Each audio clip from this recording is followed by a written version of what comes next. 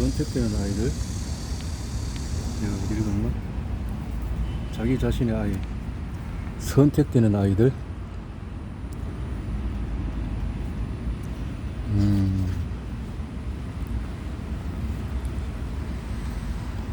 선택되는 아이들. 크레이그 벤트를 수식하는 표현은 한두 개가 아니다. 오만하다, 안하무인이다, 자기밖에 모른다, 남을 까본다, 심지어는 다스밴더라고도 불린다. 아무리 살려도 겸손이라는 말과는 인연이 멀다. 큰 키에 드세 보이는 이 대머리 과학자는 투쟁에서 물러날 줄 모르는 사람이다. 20세기 후반에 가장 야심찬 국제과학 프로젝트에 도전해서 이를 앞질 수 있다고 믿은 것은 자신감이 없으면 할 수 없는 일이다. 1997년 이 별정 생물학자 벤트는 인간 게놈을 3년 내에 해독하겠다고 선언하면서 셀레라 지노믹스를 설립했다. 당시 국제 공동 연구였던 인간 게놈 프로젝트는 미국 국립보건원에 속한 국립인간게놈 연구소를 중심으로 진행돼 이미 인간의 DNA 해독이 10% 정도 끝나 있었다. 이 계획에는 거금 100억 달러 이상이 투입.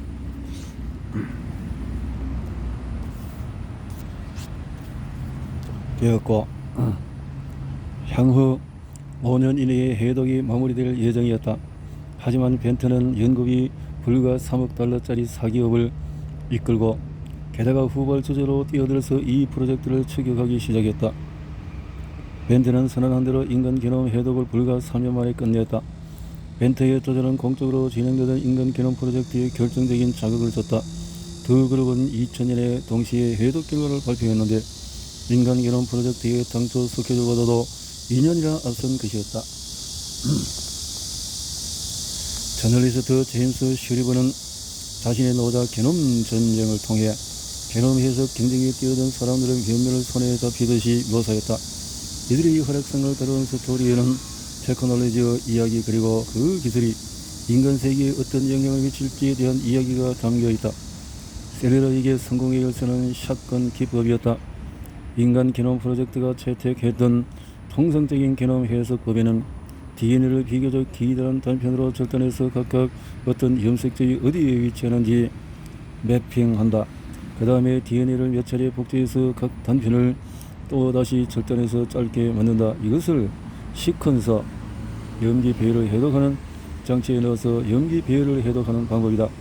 각 단편들은 조금씩 겹쳐져 있으므로 이를 단서로 원리의 연결점을 재구성해 간다. 단편들의 염기 배열이 해석되면 처음에 만들어 두었던 큰 진호를 참조해 가며 원래 염색체에 해당하는 부분에 맞춰 넣는다. 만일 게놈 전체가 거대한 직소 퍼즐이라고 생각해보자. 완성본에서 퍼즐 조각을 하나씩 떼어내 그게 원리 어디에 있었는지 표시해 둔 다음에 그 표시대로 그 조각들을 다시 짜 맞춰서 원리대로 조합해 한다면 전체 해독이 완료되는 것이라 마찬가지라고 할 수가 있다. 벤터 불과 3년 만에 인간 게놈을 해독했다. 샷건 기법은 그 정도로 세밀하게 진행하는 것이 아니다. 우선 DNA를 각각 조금씩 중복되는 짧은 단편으로 절단한다. 매핑은 하지 않지만 그 대신에 각 단편의 염기 배열을 해독한 뒤에 중복 부분을 단서로 해서 컴퓨터로 해석해서 전체를 재조합한다. 처음에 퍼즐 전체를 맞추는 설거를 하지 않아도 되므로 시간과 비용을 절약할 수 있다. 인간 게놈 프로젝트에서는 이 방법이 급진적인 데다가 컴퓨터에 너무 의존한다는 이유로 채택하지 않았다. 하지만 벤트는 이에 의존해서 승리를 얻어내었다. 셀레라가 게놈 해석에 쓴 비용은 인간 게놈 프로젝트의 3에서 5% 정도였다. 노후 시간도 대폭 단축했다. 샷건 기법이 염기 배열 해석 기술 가운데 비용과 시간 면에서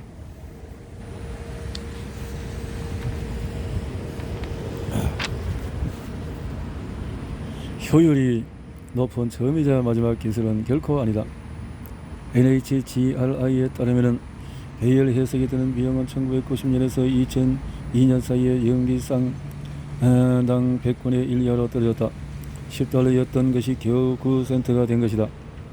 NHGRI는 이에 대해서 1990년 이후에 염기 배열 해석에 드는 비용은 급전직하로 하락하고 있다고 보고했다. 비용이 기하급수적으로 감소하고 있다는 뜻이다. 아까 말하면 일정 비용으로 해석할 수 있는 DNA 염기 배열의 수가 매년 50%씩 증가하고 있다. 2년마다 배 이상이 된다는 이야기다. 2년마다 배 이상이 된다는 이야기다. 다시 이렇게 돼 있고.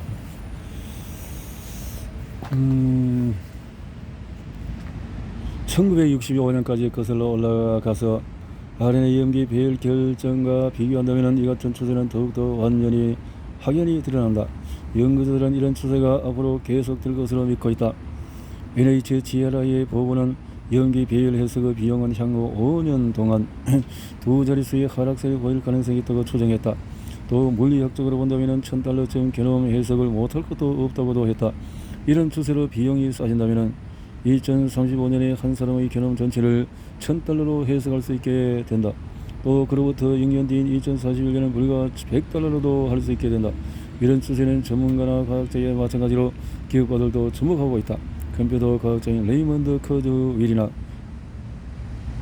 동물학자 리처드 도킨스는 이 기하급수적인 진보를 저 유명한 무어 법칙과 연관시켜 보기도 한다. 무의 법칙은 인텔의 설립자 고 무어가 처음 말했던 것으로 컴퓨터 반도체 칩에 직접 가능한 회로의 수가 기하급수적으로 증가해서 18개월마다 배로 된다는 뜻이다. 직접 도가 2배로 되면 당연히 처리 능력도 2배가 된다. 이것이 추진력이 되어서 컴퓨터 처리 능력은 천정부지로 향상되고 가격은 자꾸 싸진다. 사실 염기 배열 해석 능력이 강화되어서 온 것을 그저 무의 법칙에 비유하고 만다는 것은 뭔가를 빼먹은 듯한 느낌이다. 염기 배열 해석 능력은 그 법칙 자체의 힘에 의해 추진력을 얻고 있다. 염기 배열 해독의 최신 테크닉에는 컴퓨터의 CPU나 반도체 칩을 제조하는 것과 똑같은 기술들이 사용되기 때문이다. 예를 들어서 DNA 칩은 컴퓨터 산업의 공정을 응용해서 만든다. DNA 칩 각각이 하나의 분할면으로서 그 표면에 잘게 잘라진 염기 배열들이 1000개에서 많게는 100만 개 이상이 담겨져 있다. 칩이 분할된 표면에는 서로 다른 DNA 염기 배열이 각각 고밀도로 심어진다. 각각의 DNA 염기 배열은 매직 테이프처럼 자신과 짝이 되는 배열과 만나면 딱 들러붙어 그 유명한 이중나선 구조를 형성한다. 따라서 어떤 염기 배열들은 서로 들러붙는 것을 관찰하면 염기 배열을 해석할 수가 있다. DNA 칩의 해석 능력은 칩 표면의 분할면을 얼마나 세밀하고 정밀하게 나누느냐에 달려있다. 칩의 DNA를 많이 심을수록 피 한 방울로도 많은 유전자를 해석할 수가 있다. 컴퓨터 산업의 기술 개발에 진전되어서 반도체의 집적도가 높아지면 DNA 칩에도 이를 응용할 수 있다. 이 때문에 DNA 칩의 용량은 무어의 법칙이나 컴퓨터 산업의 발전에 달려 있다고 하는 것이다. 라니어 DNA 해석이라는 기술도 있으나 이것은 사정은 마찬가지다. 인체를 구성하는 세포 하나하나에는 DNA가 꽉 들어차 있다.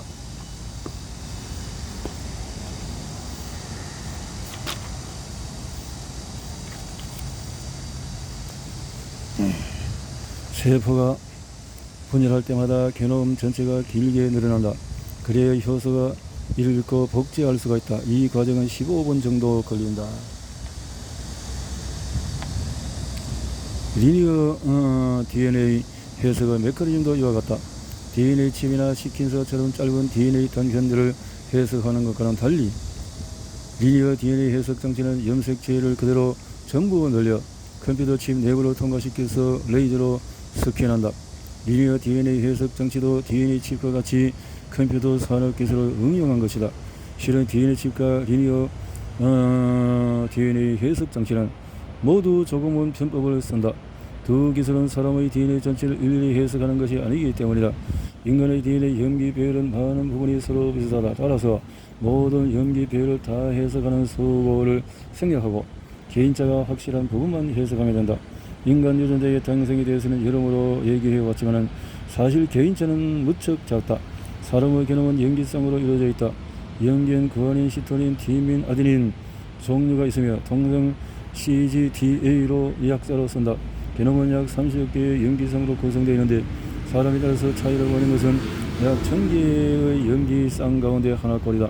즉 300만 개의 염기쌍에서 개인차가 나는데 이를 단일 염기 변이 또는 시냅스라고 한다. 뉴클리오티드 DNA 구성 성분이다. DNA는 뉴클리오티드가 따서 연결되어 있었으며 뉴클리오티드 하나에 염기 하나가 들어있다. 30억 염기쌍 가운데 사람에 따라 다른 것은 300만 곳이라는 점을 이용하면 유전자 선별을 훨씬 간단히 맞을 수 있다. 매번 모든 문자를 해도가 필요 없이 몇 가지 유형의 개인차가 나타나는 것만 찾아내면 된다. 예를 들어서 인간의 DNA에서 어떤 부분은 TIGACG 아니면 TTCGCCG 두 종류밖에 없다. 이 차극이 나올 때쯤이면 DNA 칩 기술의 최선봉 기업인 에피메트릭스가 몇 시간 내에 적어도 10만 곳의 SNPS를 해독할 수 있는 DNA 칩을 시판하고 있을 것이다. 300만 CNPS에는 미치지 못하지만은 한 번에 그 정도로 해독해낼 수 있는 것은 대단한 일이다. 사람의 유전자 배열을 처음부터 해독해서 10만 개의 SNPS를 분석하려면 하얀 시점에서 수백만 달러가 든다. 하지만은 에피메트릭스 칩을 사용하면은 수천 달러로 끝낼 수 있다. 부발제자이면서도 리니어 DNA 해석 기술의 첨단을 달리는 US 제노믹스는 한 걸음 더 나아간다. 이 회사의 분석 시스템은 초소 3천만 염기쌍의 스피드로 DNA를 씻겨내서 SNPS를 씻겨낸다고 한다. 회사 최근 10년 뒤에는 사람의 전체 유전자 지도를 하루 만에 작성할 수 있을 것으로 보고 있다. 현재 에피메트리스와 US 지노믹스가 더 빠르고 더 저렴한 유전자 선별 시스템을 개발하고 치열한 경쟁을 벌이고 있다. 만일 두 회사 모두 성공을 거두지 못한다고 해도 걱정할 필요는 없다. 또 다른 경쟁자들이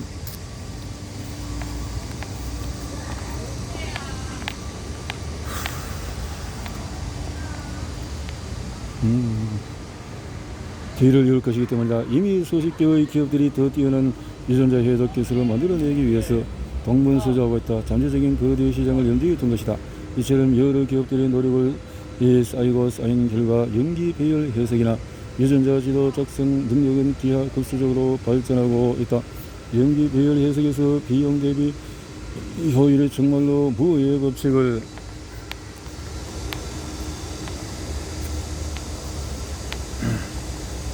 높아진다면 배열 해석은 앞으로 컴퓨터 기술 같은 기술로 발전해 갈 것이다. 오늘 우리들이 당연한 듯이 사용하고 있는 휴대전화나 디지털 시계 계산기의 연산 처리 능력은 20에서 30년 전의 슈퍼컴퓨터보다 낫다. 이와 마찬가지로 20년, 30년이 지나면 현재 인간 게놈 프로젝트 전체보다도 해석 능력이 좋은 휴대용 시퀀서가 등장할 수도 있다. 저비용으로 간편한 염기 배열 결정 기술이 혁신화된다면 두 가지 점에서 즉각적인 효과가 나올 것이다. 첫째는 비용이 쌓일수록 정신적이나 육체적으로 특정 형질의 어떤 유전자가 관여하는지 간단히 알아낼 수 있다는 점이다. 지금 이런 작업을 하려면 집단 유전학적 조사를 해야 한다. 예컨대 어떤 희귀병을 앓는 여러 병을 대상으로 그들만이 공통적으로 지내는 유전자를 찾는다. 현 시점에서는 그런 조사에 오랜 시간이 걸리는 것은 물론이고 엄두가 나지 않을 만큼 복잡한 공정을 거쳐야 한다. 하지만 10년인가 20년 후에는 앞선 기술들이 발전한 사람분의 전체 유전자 지도를 단 몇 시간 만에 작성하게 될 것이다. 비용이 싸지만 유전자 해석 기술의 쓰임새가 질병 규명에만 국한되지 않을 게 분명하다. 키, 얼굴, 색임새, 근육, 눈, 피부, 머리카락 색깔 등 유전자를 찾아낼 것이다. 두 번째 효과를 준다. 바로 태아의 유전자 진단을 더욱 간편하고 신속 정확하게 할 수 있다는 것이다. 그렇게 해 나갈 수 있다는 거죠. 자, 이렇게 해서 선택권을 가지고 많이 알면 알수록 가능성이 열리는 법이다. 선택권은 아기의 선택권. 이렇게 인위적인 인본주의적인 인위적인 이런 기술들이 계속해서 발전이 되어진다는 것은 또 어떤 면에서는 부도덕한 어떤 비윤리적인 이런 것도 항상 생각을 하면서 봐야 될 부분이 아닌가 생각해 보면서 오늘 여기까지만 마무리하겠습니다.